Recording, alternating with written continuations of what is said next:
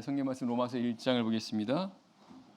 로마서 1장 18절에서 23절 말씀 보겠습니다. 로마서 1장 18절에서 23절 말씀은 제가 읽겠습니다. 1장 18절 하나님의 진노가 불의로 진리를 막는 사람들의 모든 경건시한음과 불의에 대하여 하늘로 쫓아 나타나나니 이는 하나님을 알 만한 것이 저희 속에 보임이라. 하나님께서 이를 저희에게 보이셨음이라. 창세로부터 그의 보이지 아니하는 것들 곧 그의 영원하신 능력과 신성이 그 만드신 만물에 분명히 보여 알게 되나니 그러므로 저희가 핑계치 못할지니라. 하나님을 알되 하나님으로 영화롭게도 아니하며 감사치도 아니하고 오히려 그 생각이 허망하여지며 미련한 마음이 어두워졌나니 스스로 지혜 있다나 우준하게 되어 썩어지지 아니하는 하나님의 영광을 썩어질 사람과 금수와 버러지 형상의 우상으로 바꾸었느니라. 아멘. 바울 사도는 이 로마서를 통해서 복음에 대해서 증거하고 있습니다. 그 복음에 대해서 앞 시간에 1장 17절에서 바울 사도는 이 복음에는 하나님의 의가 나타나서 믿음으로 믿음에 이르게 한다라고 증거합니다. 이 복음은 하나님의 의가 나타나는 것이라고 말씀하십니다. 하나님의 의라는 것은 의롭게 되는 거죠. 그래서 이 복음을 다시 말하면 의롭게 되는 겁니다. 믿음으로 의롭게 되는 것, 이것이 복음인데요. 바울 사도는 믿음으로 의롭게 되는 것이 복음인데 이 복음을 받기 전에 사람들이 의롭지 못하다라는 것을 이렇게 증거하고 있습니다. 다시 말하면 모든 사람들이 이렇게 죄 가운데 있음을 증거하는데 먼저는 이방인들이죠. 하나님을 알지 못하는 그런 사람들이 바로 이와 같은 그런 죄 가운데 있다라는 것을 증거합니다. 오늘 본문은 바로 그런 이방인의 죄에 대해서 증거하고 있습니다. 함께 살펴보고 교훈을 하도록 하겠습니다. 18절 19절 말씀을 제가 다시 읽겠습니다. 18절 하나님의 진노가 불의로 진리를 막는 사람들의 모든 경건시한음과 불의에 대하여 하늘로 쫓아 나타나나니 이는 하나님을 알만한 것이 저희 속에 보임이라. 하나님께서 이를 저에게 보이셨느니라. 성경은 하나님의 진노가 하늘로 쫓아 나타난다 이렇게 말씀하고 있습니다. 하나님의 진노가 어떤 자들에게 나타난다 이렇게 말씀하십니까? 불의로 진리를 막는 사람들에게라고 말씀합니다. 불의로 진리를 막는 사람들에게 하나님의 진노가 이렇게 나타난다라는 그런 말씀인데요. 어떤 상황을 말하는 겁니까? 19절 말씀 보게 되면 하나님을 알 만한 것이 저희 속에 보인다는 것입니다. 하나님께서 이것을 저희에게 보이셨다는 거예요. 즉 하나님께서 하나님을 알 만한 것을 사람들에게 이렇게 보이셨다는 겁니다. 때문에 사람들은 본능적으로 하나님을 알게 되어 있다는 것입니다. 본능이란 게 뭡니까? 누가 가르쳐 주지 않아도 스스로 알게 되는 것입니다. 누가 가르쳐 주지 않아도 하나님께서 계시다고 하는 것, 그것을 안다는 겁니다. 왜냐하면 하나님께서 그것을 각 사람마다 알게 하셨다라는 것입니다. 그래서 이렇게 하나님께서 계시다라고 하는 것이 바로 진리라는 겁니다. 그런데 오늘 말씀처럼 그 불의로 진리를 막는 사람들에게 하나님의 진노가 나타난다는 것은 하나님께서 이렇게 살아 계시다라고 하는 그 사실을 막는다는 것입니다. 본능적으로 사람이 하나님이 계시다라는 것을 알고 있고 계속 그 본능은 그 사람으로 하여금 하나님이 계시다라는 것을 이렇게 말해주지만 그걸 인정하지 않는다는 것입니다. 성경은 그걸 가르쳐 불의, 즉 죄라고 말하고 있습니다. 그래서 이런 불의, 죄가 진리를 막고 있다는 것입니다. 하나님이 살아계시다라고 하는 이 부분을 계속해서 인정하지 않는, 결국 그것이 바로 이방인들의 그런 모습이라는 겁니다. 하나님을 알지 못하는, 하나님을 믿지 않는 그 사람들의 모습인데 이것이 바로 죄라고 말씀하고 있습니다. 하나님을 인정하지 않는 것이라는 것입니다. 그래서 우리 주변에는 하나님을 안 믿는 사람들이 굉장히 많습니다. 이렇게 하나님을 안 믿는 것이 사실은 하나님을 몰라서가 아니라는 것입니다. 성경은 분명히 하나님을 안다는 겁니다. 알 수밖에 없게 하나님께서 그렇게 알게 하셨다는 거예요. 그런데 하나님을 믿지 않는 것은, 하나님을 알지 못하는 것은 본인 스스로가 그걸 거부한다는 것입니다.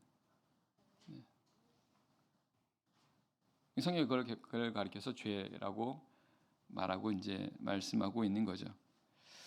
성경에는요, 사람마다 이 견고한 진이 있다고 말씀하십니다. 고린도서 10장 4절 이하에 보면 견고한 진이 나옵니다. 이 견고한 진이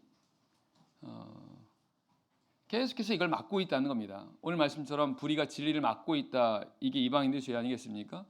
그러니까 사람마다 견고한 진이 있는데, 진이라고 하는 것은 요새이지 않습니까? 요새라는 것은 막는 거예요. 방어용입니다. 그 안에 스스로를 방어하는 그 요새가 있다는 것입니다. 하나님의 복음을 막는 이 요새가 있다는 겁니다.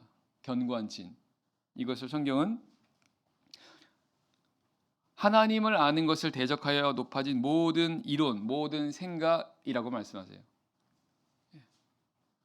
하나님을 아는 것, 하나님을 아는 것을 대적하여 높아진 모든 생각과 모든 이론, 이런 것들이 다 견고한 진이라는 것입니다.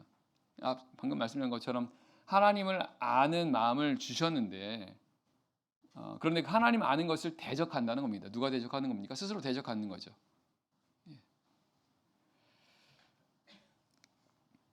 그래서 결국 견고한 진이 사람으로 하여금 이렇게 복음을 막는, 진리를 막는, 하나님을 막고 하나님을 대적하는 그런 역할을 하고 있다라는 것입니다. 결국은 이 견고한 진이 가로막아서 그래서 하나님을 믿지 못하는 그런 상태가 된다라고 말씀하십니다. 그래서 하나님을 인정하지 않게 되는데요. 근데 성경은 이제 마지막 때가 되면 그 하나님을 인정할 수밖에 없는 그럴 때가 온다라고 말씀하십니다. 하박국 2장 14절에 보면 대저 물이 바다를 덮음같이 하나님의 영광을 인정하는 것이 세상에 가득하리라라고 말씀하십니다. 하나님께서 지금도 각 사람한테 하나님을 알 수 있는 마음을 주셨는데, 이제 마지막 때가 되면 하나님은 이제 그보다 더 분명하게 이제 하나님께서 하나님을 알 수 있는 모든 세상이 하나님의 영광을 인정할 수밖에 없는, 결국 하나님의 심판을 가리킨다는 것입니다. 이제 마지막 때가 되면 하나님의 이런 심판이 나타나서 모든 사람들이 그것을 인정하게 되는 그때가 오게 될 거라고 말씀하십니다. 그러나 오늘날에 하나님 인정하는 것을 인정할 수 없는 것이 아니라, 앞서도 말했지만 오늘날에도 하나님은 계속 알게 하십니다. 19절 말씀에 하나님을 알만한 것이 저희 속에 보임이라라는 이 보임이라고 하는 시제가 현재형이에요. 즉 그 말은 헬라에서 현재형은 계속이거든요. 그러니까 하나님께서 사람마다 하나님을 알만한 것을 계속 보여주고 계시다는 뜻입니다. 계속해서요. 근데 그 사람들이 그걸 믿지 않는 것은 그걸 계속 거부하는 거죠. 그래서 결국 성경은 하나님을 믿지 않는 것을 바로 이렇게 죄라고 말씀하고 있습니다. 20절 보겠습니다. 20절 말씀. 20절. 창세로부터 그의 보이지 아니하는 것들 곧 그의 영원하신 능력과 신성이 그 만드신 만물에 분명히 보여 알게 되나니 그러므로 저희가 핑계치 못할지니라. 19절에서 하나님께서 하나님을 알만한 것을 저에게 보이셨다고 말씀하셨습니까? 근데 하나님께서 그 보이신 것, 알만한 것을 언제부터 이렇게 나타내 보이셨냐고 말씀하시냐면요, 창세로부터입니다. 창세로부터. 그러니까 하나님께서 세상을 창조한 때부터 계속해서 하나님을 알만한 것들을 보여주고 계시다는 것입니다. 그럼 생각해 보세요. 하나님 세상을 창조하신 건 아주 오래전 일이 아니겠습니까? 그리고 하나님께서 모든 것을 만물을 지으셨는데 그 모든 만물 속에 하나님께서 하나님을 알만한 것을 보이셨다고 한다면 너무나 많은 오랜 기간 동안 너무나 많은 하나님 만드신 만물들을 통해서 하나님을 알 수 있게 하셨다는 것입니다. 그래서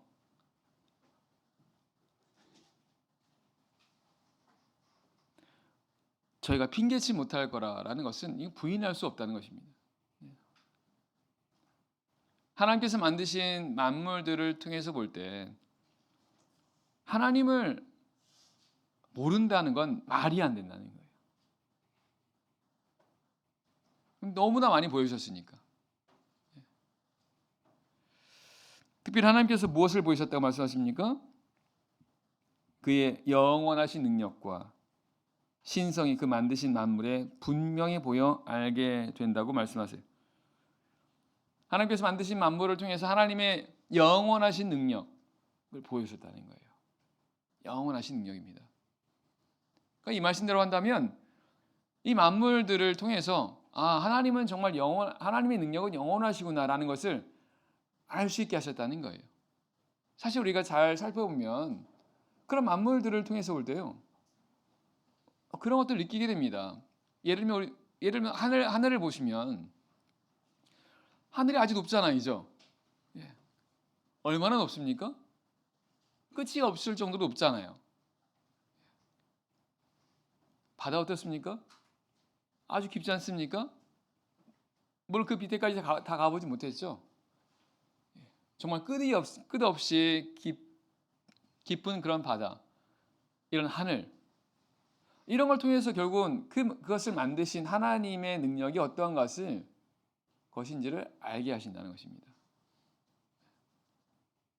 오늘 말씀에 보면 그런 만물들 통해서 하나님의 영원하신 능력을 분명히 보여 알게 하셨다고 말씀하고 있습니다. 시편 19편 1절에는요. 하늘이 하나님의 영광을 선포한다고 말씀하세요. 하늘이요.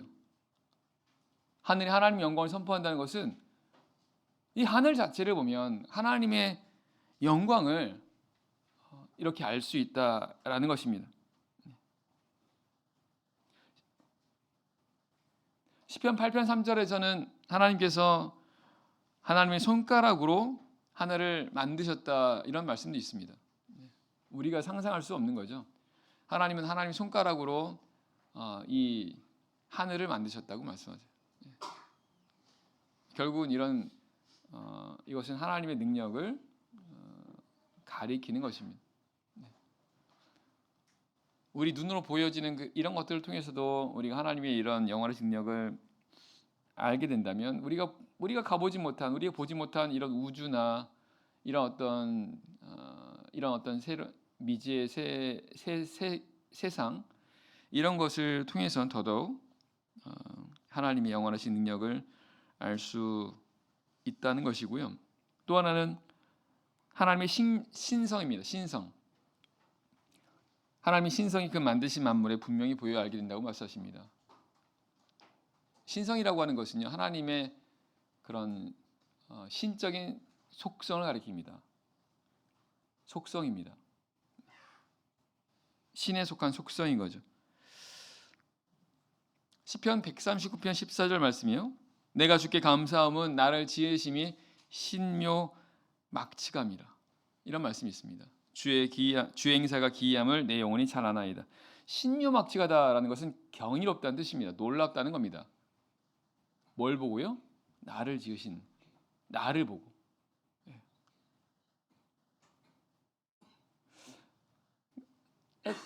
각 사람을 보면 그러면 하나님의 이런 신묘막치감, 하나님의 어떤 그런 이 경이로움, 이게 생명이라고 하는 것을 통해서 볼 때 이런 경이롭고 놀라운 일들을 알 수 있다는 것입니다. 사실 한 생명이라고 하는 것이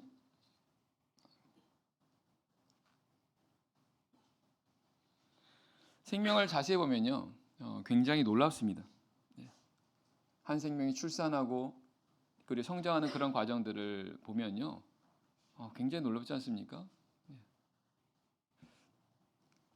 그 뭐죠? 그런 싹이 이렇게 자라서 그리고 어떤 꽃이 되고 열매를 맺는 어떤 그런 그것을 이제 아주 빠른 속도로 이렇게 찍은 어떤 영상들을 본 적이 있지 않습니까? 그러면 정말 놀랍다 이런 생각이 들지 않습니까? 그 생명 자체가 굉장히 신비하지 않습니까? 근데 그 생명을 하나님께서 만드셨다고 말씀하세요. 이런 어떤 풀이나 그리고 어떤 이런 꽃 같은 그런 생명을 보면서도 우리가 그런 생명의 신비로움을 느낀다고 한다면 사실 사람은요, 사람의 사람이라고 하는 이 생명체는요, 정말 경이롭습니다. 하나하나 이렇게 보면요, 정말 놀라운 게 사람이라는 것을 알게 됩니다. 그래서 성경은 바로 그런 부분들을 통해서 하나님의 또한 신성을 알 수 있다 이렇게 말씀하십니다. 그래서 결국은 그러므로 저희가 핑계치 못할 거라고 하는 것은 너무나 분명한 사실이라는 것입니다. 왜냐하면 하나님께서 너무나 분명하게 보여주셨기 때문이라는 겁니다. 그래서 그럼에도 이걸 인정하지 않는 것은 악한 것이라는 것입니다.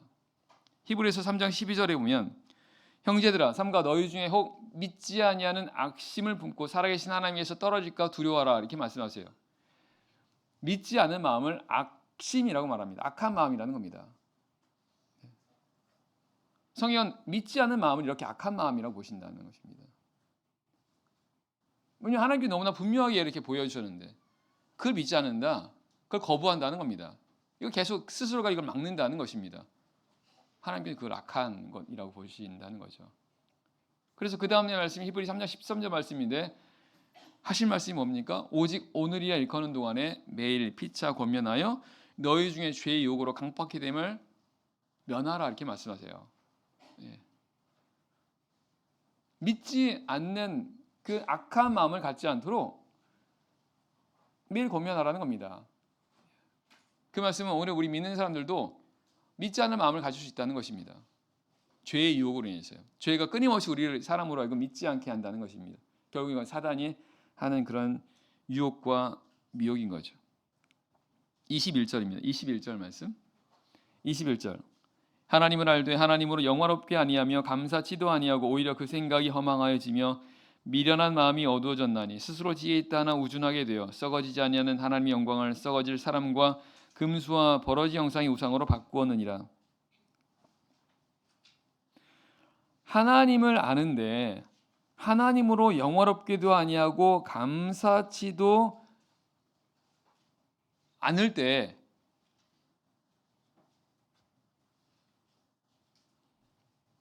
이때 어떻게 되냐면요, 생각이 허망해지며 미련한 마음이 어두워진다고 말씀하세요. 다시 말씀드립니다. 하나님을 아는데 하나님을 영화롭기도 않고 감사치도 않으면 이렇게 된다고 말씀하십니다. 우리 이 말씀을 통해서 볼 때 하나님을 안다면 하나님으로 하여금 영화롭게 하고 또 하나님을 감사해야 한다는 걸 알 수 있습니다. 이게 하나님을 아는 그런 모습이라고 말씀하세요. 그러니까 내가 하나님 안다라고 한다면, 어떤 사람이 하나님 안다고 한다면 그 사람은 하나님을 영화롭게 한다는 것입니다.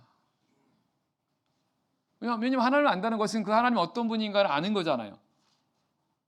아까 말씀드린 것처럼 그 만드신 만물의 영원하신 능력과 그 신성이 분명히 보여 알게 된다라는 말씀은 하나님께서는 그 창조주 하나님이시고 그리고 그 크신 그런 하나님이라는 거 아니겠습니까? 그래서 그 하나님을 안다고 한다면 하나님을 영원롭게 하고 하나님께 감사한다라고 말씀하십니다. 사실 하나님께서 우리 인간을 만드신 목적이 이거라고 말씀하십니다. 하나님 영원롭게 하기 위함이라고 말씀하세요. 하나님 영원롭게 한다는 뜻은 하나님을 높인다는 뜻입니다. 오늘 우리가 하나님을 안다고 한다면 우리 하나님 높여야 한다는 거예요. 그리고 하나님으로 하여금 감사할 수 있도록 해야 된다는 것입니다. 만약에 우리가 이렇게 하나님을 아는데 하나님을 영화롭게도 않고 감사치도 않게 되면 여기 말씀처럼 그 생각이 허망해지고 미련한 마음이 어두워진다. 이 말씀처럼 된다는 것입니다. 미련하게 된다는 것입니다.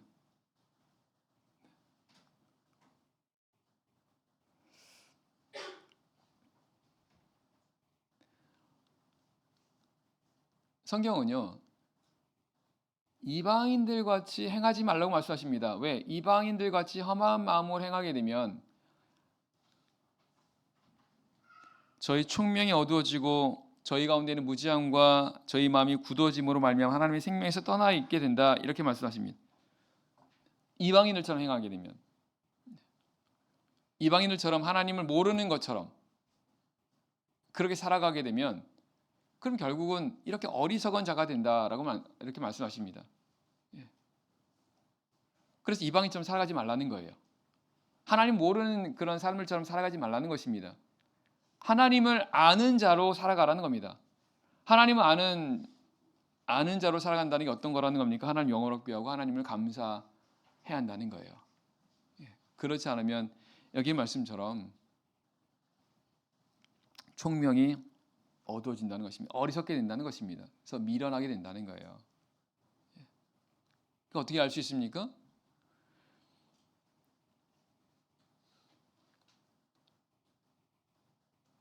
사람이 지혜롭게 되면요 어떻게 될까요? 지혜로운 사람은요 그 지혜를 점점 더 추구하게 됩니다. 하나님을 알면 알수록 지혜롭게 된다라고 말씀하지 않습니까? 하나님을 알면 알수록. 왜냐하면 하나님을 알게 되면 하나님의 생명에서 더욱더 가까이 하게 되니까 그 하나님의 생명으로부터 더 가까이 있게 되니까 더욱더 지혜로운 삶을 살아가게 된다는 것입니다. 그러니까 지혜가 뭐예요? 지혜는 판단하고 분별하고 옳고 그른 것을 알고 그리고 어떤 어려움과 문제가 있을 때 그것을 해결할 수 있는 그런 능력이지 않습니까? 우리가 하나님을 알게 되면 이런 지혜를 얻게 됩니다. 점점 지혜로운 사람이 되는 거죠. 그리고 이 하나님 말씀이 지혜의 말씀이십니다. 그럼 하나님을 알면 알수록 그 하나님의 말씀을 통해서 점점 지혜로운 사람이 되는 거죠. 그럼 하나님을 알면 알수록 점점 더 그 지혜를 추구하게 됩니다. 아, 정말 이 말씀이 하나님 말씀이 정말 지혜의 말씀이구나. 정말 진리의 말씀이구나라는 것을 계속해서 알게 되고 그것을 더욱더 추구하게 됩니다. 그러면 더욱더 지혜로운 삶을 살아갈 수 있는 거죠. 그럼 반대가 되면 어떻습니까? 그 지혜가 점점 이제 없어지는 겁니다. 삶 속에서 점점 지혜가 없어지는 거예요. 점점 지혜로운 사람이 되지 못하는 겁니다. 지혜로운 하나님의 말씀, 지혜의 말씀을 보면 그 지혜의 말씀을 통해서 우리가 감사하고 기뻐하고 은혜를 받을 수 있어야 되는데 오히려 그 지혜의 말씀, 하나님의 말씀을 보면 그 말씀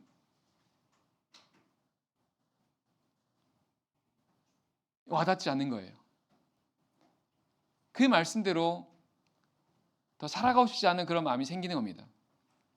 말씀과 점점 멀어지는 겁니다. 그럼 결국 지혜에서 멀어지는 거예요. 그러면 점점 어리석고 미련한 삶을 살게 됩니다.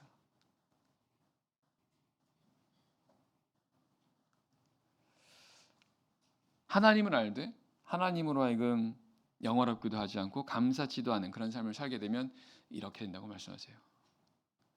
우리는 지혜로운 사람이 되어야 됩니다. 아니, 우리 하나님을 알게 안다라고 한다면 우리는 지혜로운 사람으로 살아갈 수 있습니다. 우리 하나님 백성들은 지혜로운 사람들이 되셔야 됩니다.